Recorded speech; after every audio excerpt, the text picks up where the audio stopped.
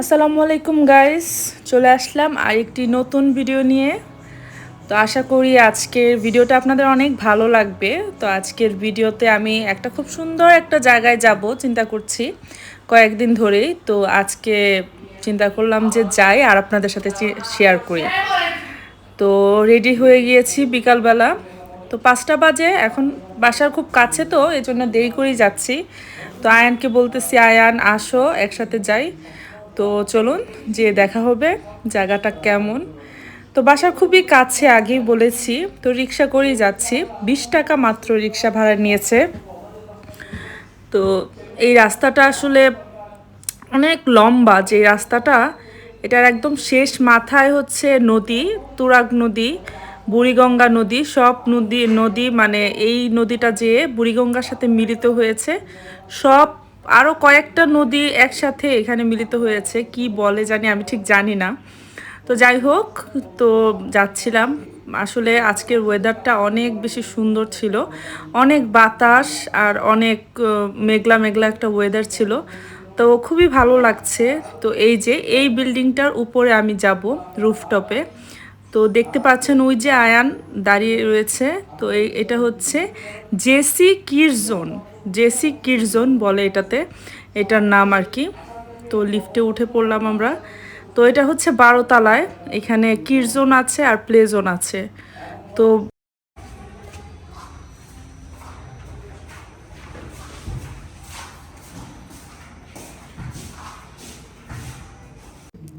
তো লিফটের 12তে এই জেসি কিডস জোনটা, এক পাশে ছোট ছোট বাচ্চাদের জন্য কিডস জোন, আর আরেক পাশে হচ্ছে একটু বড় বাচ্চাদের জন্য আর কি ফুটবল খেলার একটা মাঠ করেছে, ইনডোর মাঠস। তো এই মাঠটা আসলে বাচ্চারা ফুটবল খেলে খুবই মানে এনজয় করে।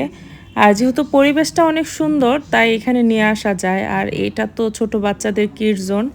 তো এখানে অনেক অনেক মানে প্লে করার জন্য অনেক অনেক রাইড আছে, এবং অনেক অনেক বল দিয়ে অনেক কিছু ছোট বাচ্চারা যেসব পছন্দ করে ম্যাক্সিমাম অনেক কিছুই আছে এখানে। তো এখানে 200 টাকা এন্ট্রি দিয়ে এই ছোট কিডস জোনটা এন্ট্রি দিয়ে ঢোকা যায় বাচ্চাদেরকে খেলার জন্য। আর মান্থলি একটা প্যাকেজ আছে 1000 টাকা করে। তো প্রতিদিন 1 ঘন্টা করে খেলতে পারবে, যার যেরকম মন চায়।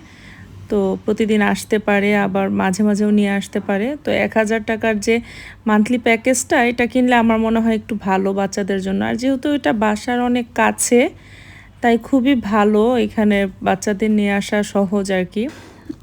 আর এই যে ছাদের মধ্যে যে মাঠটা করেছে, এখানে কিন্তু প্রতিদিনই এক একটা করে মানে গ্রুপ আসে, গ্রুপ এসে খেলা করে। এখানে 50 টাকা এন্ট্রি ফি দিয়ে 1.5 ঘন্টা খেলা যায়। তো ওরা যেহেতু কয়েকদিন এসেছে আগে, তো আজকে বলছে ওদের কোনো ফি নেবে না, যেহেতু কিছুক্ষণ পরে একটা টিম ঢুকবে, বলছে যে ওদের দিতে হবে না ফি। তো আমি বললাম যে কেন?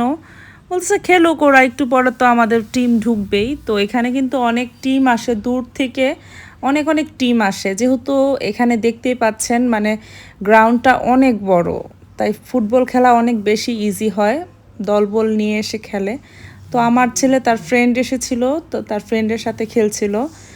তো আমার কিন্তু খুবই ভালো লাগছে এরকম খোলামেলা পরিবেশে। আমি আসলে মাঠে তো আমার ছেলেকে খেলতে দেই না বললেই চলে, যখন আমি ময়মনসিংহ যাই তখন খেলে, বাট ঢাকায় কখনো এভাবে মাঠে খেলা হয় না।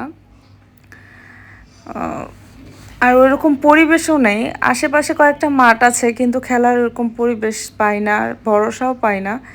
তাই এই জায়গাটা মাঝে মাঝে নিয়ে আসি, খুবই ভালো লাগে। আর উপরে দেখতে পাচ্ছেন আরেকটা, এখানে প্লে জোনটার উপরের সাইডে আরেকটা ছোট্ট একটা রেস্টুরেন্টের উপরে আরেকটা ছাদ। তো ওই জায়গাটা আমার কাছে অনেক বেশি ভালো লেগেছে। ওইখানে আমি বসে বসে ওদের খেলা দেখছিলাম, এনজয় করছিলাম। তো বাচ্চারা মানে অনেক সুন্দর করে অনেক এনজয় করে খেলছিল। আমার কাছে এটাই সবচেয়ে ভালো লাগে, মানে একটা মা হিসাবে সন্তান যখন দেখি স্বতঃস্ফূর্তভাবে খেলাধুলা করে, খুব আনন্দ নিয়ে খেলাধুলা করে, তখন এর থেকে ভালো আর কি লাগে। তো এখানে কয়েকটা গার্ডিয়ান বসেছিল প্লে জোনে বাচ্চাদের দিয়ে, আমি এখানে বসেছিলাম। আর এই সাইডে দেখতে পাচ্ছেন যে নদীটা কিন্তু ওই সাইডে চর সিলিকন সিটি, আর যেহেতু নদী তাই আর মেঘলা ওয়েদার ছিল, তাই অনেক বাতাস ছিল। আমার কাছে তো অনেক ভাল লাগছিল, একদম বাতাসে আমাকে উড়িয়ে নিয়ে যাচ্ছিল একদম। দেন এই যে মাঠের এক সাইডে আবার ছোট্ট একটা গলি করে দেওয়া, এখানে মানে অনেক অনেক সিট বসানো ছিল, যে অনেক দর্শকরা এসে যেন বসে, গার্ডিয়ানরা বসতে পারে। তো আমি তো নদীর ওই সাইডটা দেখছিলাম, ওই সাইডটাতে আমি কয়েকবারই গিয়েছি। ওই সাইডে কিন্তু একটা বিশাল বড় পার্ক করেছে। আমি নেক্সটে আরেকবার ওই পার্কে যাওয়ার ইচ্ছা আছে, আপনাদের সাথে শেয়ার করব অবশ্যই। তো ওই সাইডের পার্কটা দেখছিলাম, আর নদীতে কি পরিমাণ পানি হয়েছে দু একদিনের বৃষ্টিতেই। আসলে গতকালকে যে কি পরিমাণ ঝড় হয়েছে, এই ঝড়ে পানিটা অনেক বেড়ে গিয়েছে।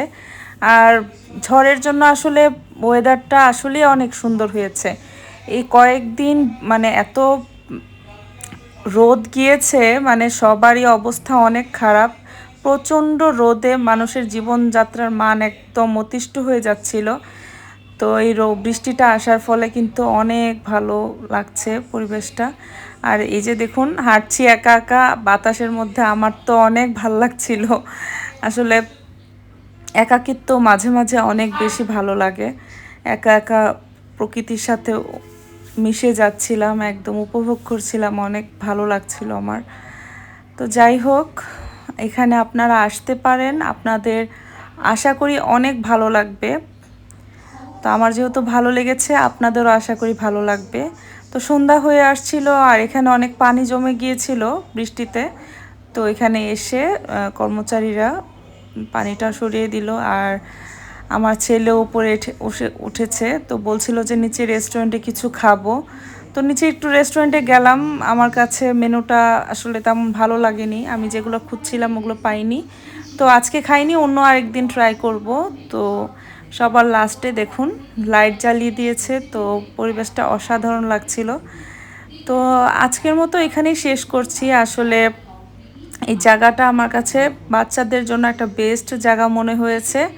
তো আপনাদের যাদের বাচ্চা আছে তারা অবশ্যই এই জায়গাটা এসে এনজয় করতে পারবেন, আর যাদের বাচ্চা নেই তারাও এনজয় করতে পারবেন, যেহেতু এটা রুফটপ আর সাইডে নদী, রেস্টুরেন্ট আছে, তাদের কাছে অনেক ভালো লাগবে। তো আজকের মতো এখানেই শেষ করব। আর আমি এখন যাব হচ্ছে আমার ছেলের ফ্রেন্ডের বাসায়। তো আশা করি আপনাদের ব্লগটা ভালো লেগেছে, আর যদি ভালো লাগে অবশ্যই লাইক অ্যান্ড সাবস্ক্রাইব করবেন। আল্লাহ হাফেজ।